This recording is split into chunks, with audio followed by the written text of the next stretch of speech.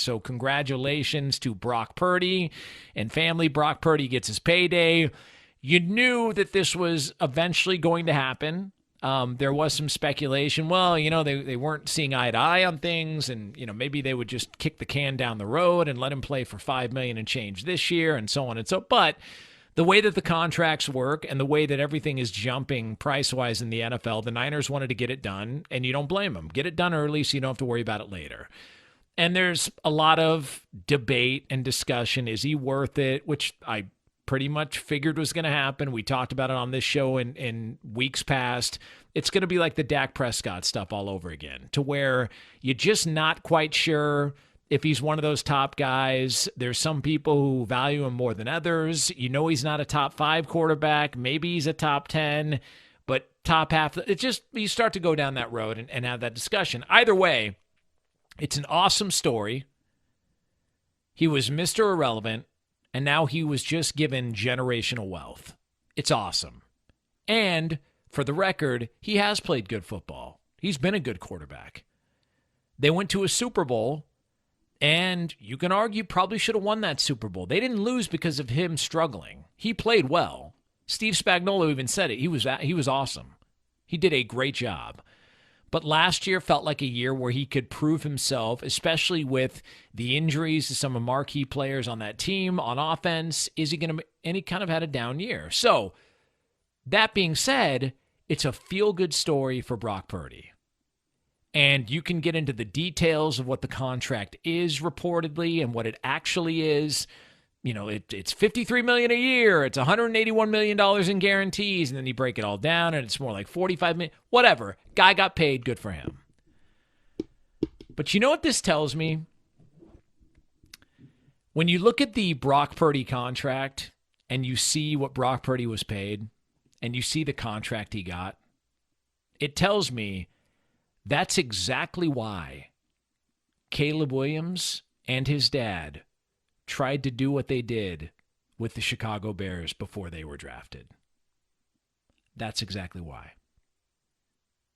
Brock Purdy and what he got yesterday and what has happened to him since he got in the NFL is exactly why Caleb Williams and his dad did what they did. Because let me ask you a question. What's the difference between Brock Purdy and Caleb Williams? I'll tell you. One was taken first in the draft. The other was taken last in the draft. You want to know what else is the difference? Where they ended up. When you see Brock Purdy get the type of money he got, it's because he could shine and flourish in a good system, in a place that develops quarterbacks, in a place that's got a track record of success for doing that, under a coach and a front office that's done it with others before him. Like, there's a reason why. And for the discussion everybody wants to have, like, well, if Brock Purdy was anywhere else, he would. Okay, true. If he was anywhere else, he wouldn't be the same player. But he's not anywhere else. He's there. Thus, he gets the rewards that come along with it. When the story comes out from Seth Wickersham of Caleb Williams and his dad having concerns about the Bears organization and maybe we got to look elsewhere. We got to try and people are, oh, he's spoiled. He's entitled. You don't have the right. That's such a stuck-up way of. Okay. But guess what? He's right. They were right to have concerns. And it ain't like last year proved them wrong. And in fact, it made their point for them what happened. Brock Purdy's a benefactor and a beneficiary of a good organization and a stable organization that can build around you and do it the right way. That's exactly why when you get a draft pick, go, man, I'm not sure about this place. People go, oh, well, you should be grateful. Listen, of course he's grateful. But imagine you're in Caleb Williams' shoes.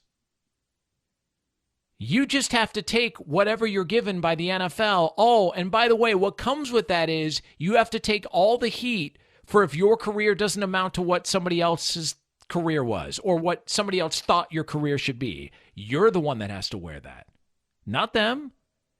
It's easy for us to stand on the outside and say, no, you should just take what you're given. Be grateful that you're in the NFL. And yet, we're also the ones on the outside when the career doesn't amount to what other people thought it was, that you start throwing out terms like bust or couldn't make it or overhyped or failure. So Caleb Williams and his dad were like, look, we got concerns.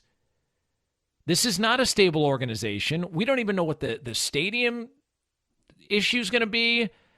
We don't know what the status is with the coach. We're just not sure. They meet with Kevin O'Connell, and they're like, yeah, I hit it off great with him. We'd love to go to Minnesota. I got news for you. So would just about every quarterback in the NFL. You know who's done something similar to what Kyle Shanahan has done? Kevin O'Connell. They're in these meetings. They're having these discussions. There's a reason why Sam Darnold just got paid.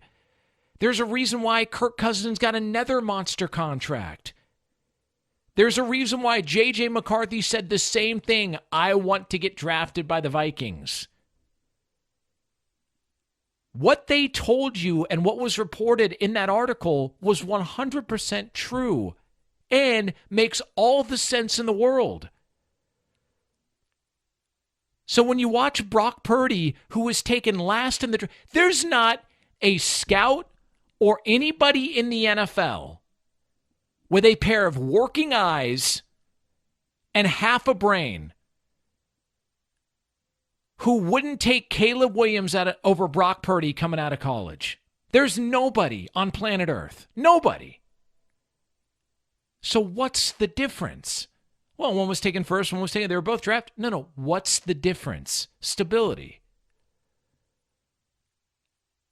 One ended up in a great spot, a perfect spot to grow and learn and excel as a quarterback. And the other ended up in a place after 1 year that fired their coach during the season, fired their offensive coordinator during the season, and if you believe the other portion of the report from Seth Wickersham, apparently didn't even have any real guidance on how to watch film for their quarterback either.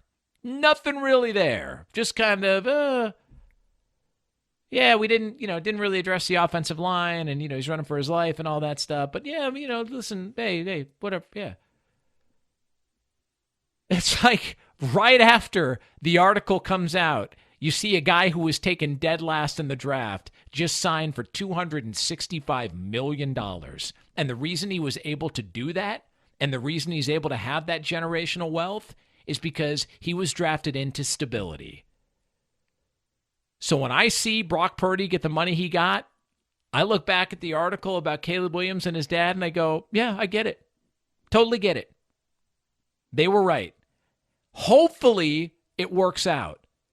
But we're 1 year in, and thus far, they've been 100% spot on.